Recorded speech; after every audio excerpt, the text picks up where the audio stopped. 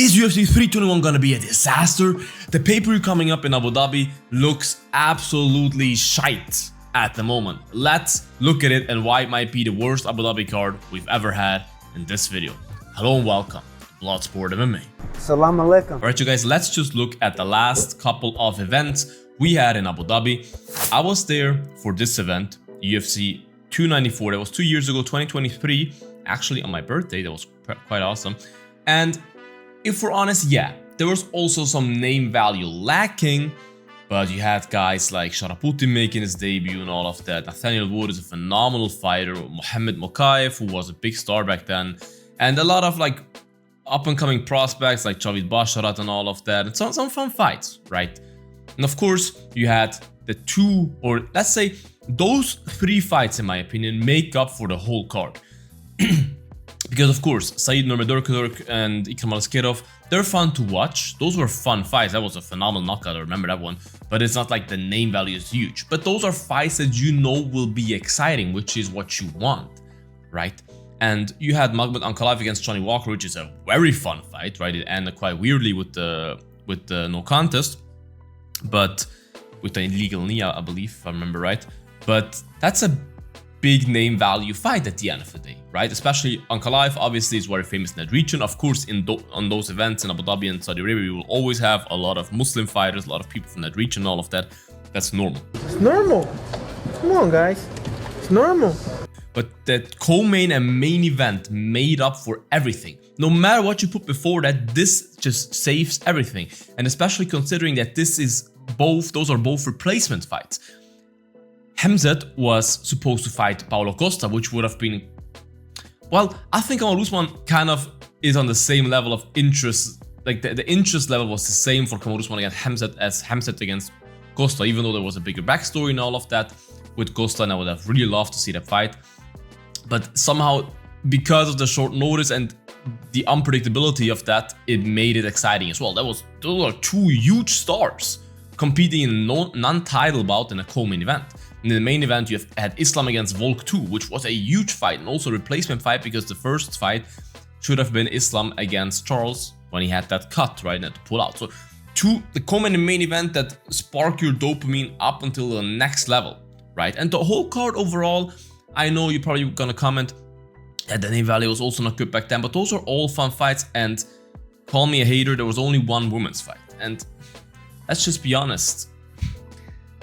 Most people that go to Abu Dhabi for a pay-per-view do not really appreciate the women's fights. And I have nothing against it, it's just most of those fights are just boring to watch, I have to be honest. And there are a lot of people, I didn't do that, but a lot of people buy tickets for those Abu Dhabi Saudi Arabia cards because of that. Because they want to see men's only events, right? No Diddy. Man, I'm like you said, straight man. So then the next year, last year, we had Ilia Topuria against Max Holloway in the main event. Bro, who are you kidding? The absolute banger fight, co-main event, Robert Whittaker against Khamzat Chimaev. I mean, a main event went worthy fight in a co-main event. The co-main event is an absolute banger. Then Ankalaev against Rakic, what a fight, right? Or at least what a potential fight. Then Ige against Lerone Murphy. All phenomenal fighters, Sharaputin. It was always fun to watch on those cards, right? Ibo Aslan, who back then had a lot of steam behind him. Everyone was like, oh my god, this new guy. Shaf Neal against RDA in the prelims. Like, who are you kidding, brother? Mateo Sherbetsky against Muktubek Orobai, which turned out to be one of the craziest fights ever. We had Abus Magomedov, always fun to watch. Kendin Sechuk against Chris Barnett. I mean, what a freaking fun matchup that is, right? And of course, you had some names like Nordiev, Basharat, they maybe are not the most exciting fighters, but it's gonna be a fun fight. And they are, if you are a real UFC freak, they still have name value. Basharat, both brothers have some name value. Rina Fakhretdinov, since he choked out Kevin Lee, like that has some name value. Like, you're looking forward to those fights and see your women's fights on that card, by the way. Now let's look at the event we have this year. Granted, only, I think 8 fights are announced. 1, 2, 3, 4, 5, 6, 7, 8. 8 fights are announced. There's still like 2, 3, 4, I would say. It will be 11, 12 fight card, I would imagine. 3, 4 fights more to come. But I don't foresee any more crazy big fights coming up. And I might be a little bit over exaggerated here because I have tickets for this event, so obviously I was looking forward to having the craziest card ever, especially when Hamzat said that he wants to fight on that card as well. I thought like maybe we get Hamzat against, I don't know, the Riddler or something in a co-main event. And some big names there, like Abu Dhabi is famous. You have to see Abu Dhabi those cards are famous to have those big name values. Just like Saudi Arabia, because they pay some special money. You know what I mean? If you buy tickets to those events, you of course imagine or you expect a lot of Muslim fighters from around that region, but you also expect a lot of big names, big fights, big money, big checks. Big stuff like big steak, and I like big checks, big money. Let's go Dana White. When the main event was announced, I was happy because I remember a couple of years ago when I started this YouTube channel, this was a fight that I always talked about being my dream fight. Now, of course, it was before Cyril Gane's grappling got exposed, but it's still a very fun fight. I mean, Cyril Gane is one of the best strikers we've ever seen in the heavyweight division, and Tom Aspinall is one of the most well-rounded guys we've ever seen in the heavyweight division, right? It could turn out to be a very entertaining fight, 100%. But it could also turn out to be Tom Aspinall just taking him down and finishing him in 2 minutes. It is a possibility. You know what I mean? Cyril Gane was filming movies for the last year, the whole time, and did not really improve his grappling during movie scenes, I would imagine, whilst Tom Aspinall was in the gym all day and only getting better at what he already is better at than Gane, which is grappling.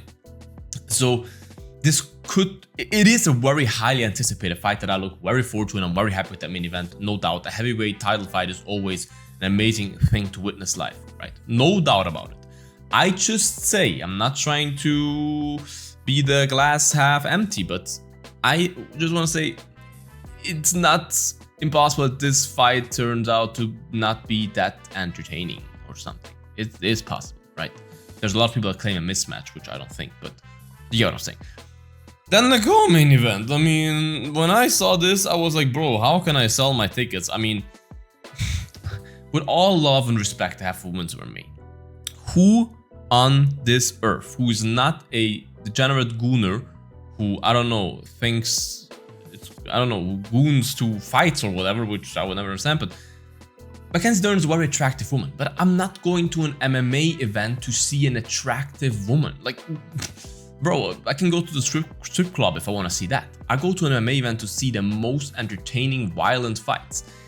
And I'm just not quite sure if Virna Chandiroba against Mackenzie Dern is gonna do that for me. Like, I can't even fathom how this even needs a title fight. Of course, Virna somehow keeps winning her fights with her 2 knee braces, but like, is any human being on this planet excited for Virna Chandiroba against Mackenzie Dern? By the way, Mackenzie Dern already beat her one time. Just imagine Mackenzie Dern beats her and becomes the champion. Like, she's 3-2 in her last 5 fights, bro. Like, who are you kidding? That is a co-main event. Put that on the prelims. You know what I mean? With all love and respect. I love Mackenzie. I met her once. She's very, very nice. But I cannot be bothered watching this, honestly. Like, I can't care less about this fight. I'm not even sure if I will be paying attention. I'll probably, I don't know, go, because toilets always have a huge queue at the UFC events. I'll probably go to the toilet in that moment that I'm ready for the main event. Like, no one cares about this fight. Why do you put a women's title fight that no one cares about on a card in a place where people generally do not really like to see women fight? I don't say I agree with that mentality. I just say it does not make any sense. You know what I mean? It just doesn't make any sense. Then you have Alexander Volkov against Shelton Almeida. You can make an argument that that is a fun fight because they're highly ranked guys and all of that. But I foresee this fight to be very not entertaining because Almeida will just shoot for dear life and Volkov will just try to get up again. He had problems with grappling in the past. He got much better and all of that. But I don't think this will be a bar burner of a fight. Volkov's fights are barely ever hardly entertaining and Shelton's neither. So it's not a fight that I'm like particularly pumped for. Yeah, is it a #1 contender fight? Yeah, it is, but that doesn't mean that the fight gets you excited. Rakic against Murzakanov is a sleeper fight in my opinion because it is very entertaining. The name value is not really there. Rakic was had quite a hype sometimes. At some time, my English is failing me, but his hype kind of vanished with his recent losses and all of that. But he's a very fun, entertaining kickboxer. Murzakhanov is the same. So this could be a very fun fight that turns out to be a knockout action fight, right? Then Hamdi Abdelwahab against Chris Barnett. I mean, yeah, it's kind of a meme fight, like two guys with physiques of, I don't know, a bus driver fighting each other. Chris Barnett is always entertaining. I didn't know Chris Barnett fights out of Spain. That is new to me. But anyways, yeah, Chris Barnett makes this fight exciting because it's Chris Barnett. We all love Chris Barnett, but it's not a particular fight that I particularly look forward to or I need on that card. And then Ikram Aliskerov against Jung Park. They're both very skilled. It's not like I'm complaining about that fight. Not at all. But it's not a fight that you, I don't know, get up in the morning to watch at 5 a.m. I probably will because I do it every weekend, but you get the message there. Then Mitch Raposo against Azad Maksum. Yeah, Raposo has a lot of hype behind him and all of that. Could be a fun fight. Those are all, like, don't get me wrong, those two fights are fights that I'm not complaining about at all. But I'm kind of afraid that those will be on the main card, and I just don't think they, especially this fight's not a main card fight in my opinion. Then you have Mizuki, whoever the freak that is, against Jacqueline Amorim, the OnlyFans lady, and I'm just like, who cares? Who the hell cares? Put that in an Apex card. I don't need that in my Abu Dhabi card, bro. You know what I mean? And those are, yeah, all the fights that are announced, and there's no fight in there other than maybe the main event that gets me like, oh my god, bro, like I can't freaking wait, you know what I mean? And I might be complaining on a very high level here, right in the comments if I'm just whining, but like, I hope you see what I'm saying. Like, there's no fight that like you look at and you're like, no way. And you look at the other cards, like, bro, the card that is before that, Pereira against Ankalaev, that's like, of course, you can make the argument we've seen the fight before and this and that, blah, blah. I am very excited for the fight because I think we will see a different Pereira this time, and I do think we'll see a finish this time. It's a very fun fight. Pereira is a huge superstar.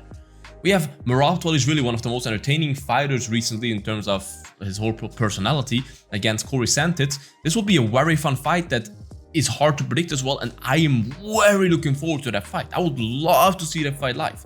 Then, the biggest banger of them all, Khalil Roundtree against Yuri Prochazka. I mean, give me just this fight on the Abu Dhabi card and I'm happy. That's the type of fight that I'm looking forward to. That's a fight that gets my blood boiling, you know what I mean? I'm like, damn. Then Josh Emmett against Youssef Salal, another banger fight. A guy with a crazy right hand against a guy with a crazy submission game and an all-around amazing prospect, right? So this is a fun fight as well. Then Joe Pyfer against Abus Magomedov. I mean, who are you kidding, bro? If you are a real MMA fan and you watch the events, you know that those two guys are gonna deliver a banger fight. That's gonna be a banger fight. And then you have Ateba Gauthier, the new up-and-coming hype star, who knocks everybody out with one punch, fighting Ozzy Diaz, which is maybe a little bit of a mismatch, but I'm looking forward to that because that's gonna be an exciting finish probably. Edman Shabazian, the former golden prospect of the UFC. Those are fights that are those type of fights that are similar to, like those fights where you say, I can live with them, they're fun, they're good card fillers, but they're not the ones that get you excited. And of course, those are two fights that also don't really get you excited. But you have Patchy Mix coming back. Of course, he definitely is disappointed us in his debut, but Patchy Mix still has a lot of name value, and he fights Jakub Viklat, whoever the freak that is. You know what I mean? It is like, I would not complain having that fight on the prelims in the Abu Dhabi card, right? This is on the early prelims, which is crazy. And then the event after that, only 3 fights are announced for that event in Madison Square Garden 1 month after, but JDM Islam, Valentina against Wei Li, Leon against Prates, those are 3 absolute bangers. Those 3 fights, they can put all the trash in the world on that card right now, and it still be a better card than the Abu Dhabi card. Argue with me.